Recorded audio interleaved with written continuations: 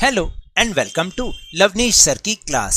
This is Directorate of Education GNCT of Delhi's worksheet number 19, and it is only for class 8 students. It has taken from the subject English, and we will learn and understand and revise some vocabulary words of lesson Tsunami in this worksheet. So students, आज की इस worksheet में हम कुछ अपनी vocabulary को improve करेंगे और हम इस वोकैबुलरी बोर्ड को समझने की कोशिश करेंगे.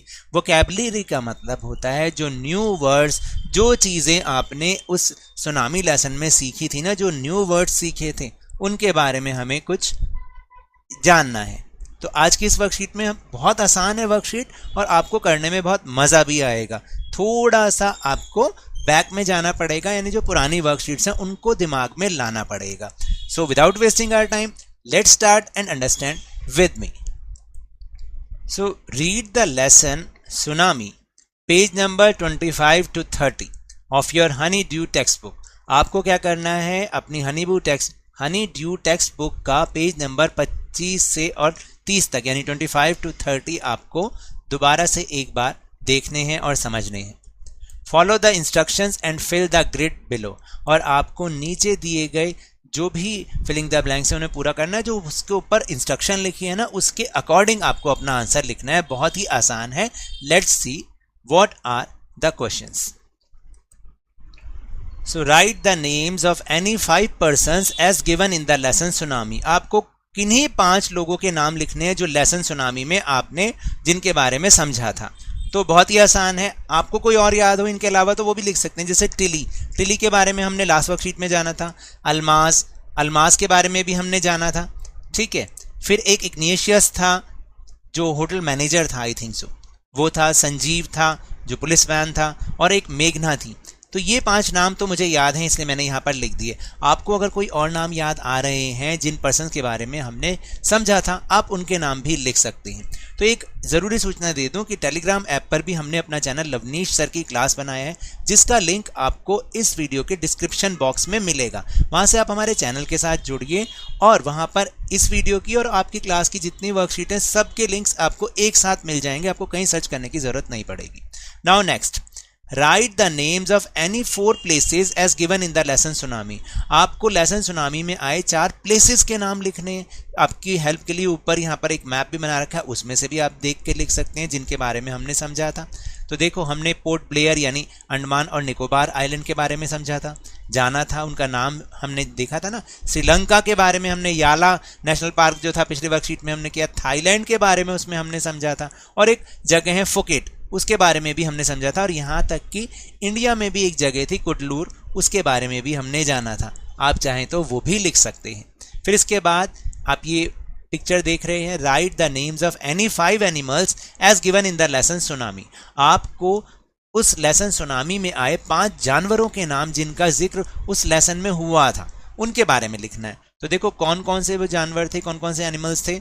वाटर बफेलोस, जो कि हमने समझा था ना अभी पिछली वर्कशीट वाले में. एलिफेंट्स थे, डॉग्स थे, डॉग्स ने मना कर दिया था, रिफ्यूज़ कर दिया था. लेपर्ड्स थे, यानी कि लेपर्ड्स का मतलब क्या होता है, तेंदुए. ठीक है. और गोट्स, बकरियां थी. तो ये 5 तो मुझे याद है, मैंने लिखे. आपको अगर कोई और भी नाम याद आता है जो हमने उस लेसन में समझा था, आप वो भी लिख सकते हैं, वो भी सही होगा. Now will move on next question. Right the names of any 3 things given in the lesson tsunami. अब आपको कोई 3 थिंग्स के नाम लिखने हैं जो कि सुनामी लेसन में हमने जिनके बारे में पढ़ा था. तो कौन कौन सी थिंग्स थी वो. टेलीविज़न, इसके बारे में हमने ज़रूर पढ़ा था. टायर्स के बारे में हमने समझा था. And table. Next topic is, or next question is, write any 3 words or phrases related to water as given in the lesson tsunami. आपको कोई 3 वर्ड्स या phrases का मतलब पूरे सेंटेंसेस होते हैं, उनको आपने लिखना है जो कि इस लेसन में आपको दिए गए हैं, और वो वाटर से रिलेटेड होने चाहिए. तो कौन कौन से थे. So he jumped into the water to save her, but unfortunately both of them were taken away by the water. तो एक हमने ऐसी लाइन पढ़ी थी ना कि वो वाटर में उसको बचाने के लिए कूदा, लेकिन बदकिस्मती से उन दोनों को वाटर दूर बहा के ले गया। फिर दूसरा क्या था कि she kept floating in the water for 2 days and during those 2 days।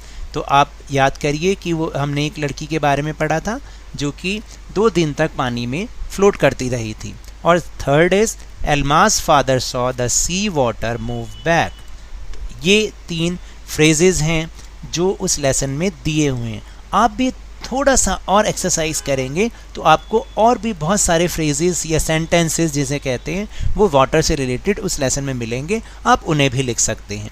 Now the last is the simple past tense, यानी आपको कुछ ऐसे वर्ड्स भी थे जो उसमें बहुत सारे लिखे हुए हैं। ये सिंपल पास्ट टेंस क्या होता है कि जैसे कोई वर्ड है वॉक, तो अगर हमें उसे पास्ट टेंस में यानी जो बीत चुका है उसमें चेंज करना है तो क्या बनेगा वॉक्ड। ईडी लगाते हैं ज़्यादातर, सेकंड फॉर्म होती है ये वर्ब की। वॉक से वॉक्ड और ईट से बना एट। तो ऐसे ही बहुत सारे वर्ड्स आपके लेसन में आए हैं 25 to 30 नंबर पेज तक।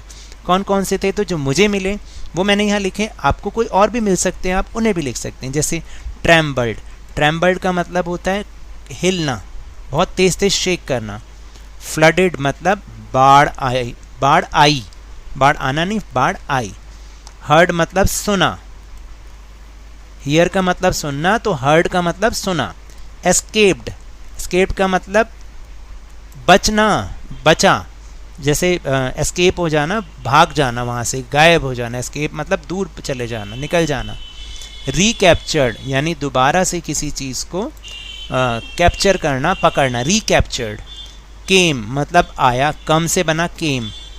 फिर फेंट से बना फेंटेड मतलब बेहोश हुआ। और स्वीप से बना स्वेप्ट यानी बहाकर ले गई, स्वीप करके ले गई यानी सफाया कर दिया उसका।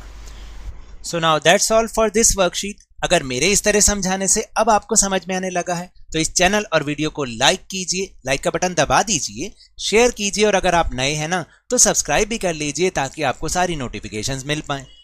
But remember, whenever you will go outside please wear your mask, और जब भी आपकी टर्न आए कोरोना की वैक्सीनेशन जरूर लगवाएं क्योंकि कोरोना को हराना है और जिंदगी को एक बार फिर से सुहाना बनाना है। इसी उम्मीद के साथ बहुत बहुत धन्यवाद। Thank you very much.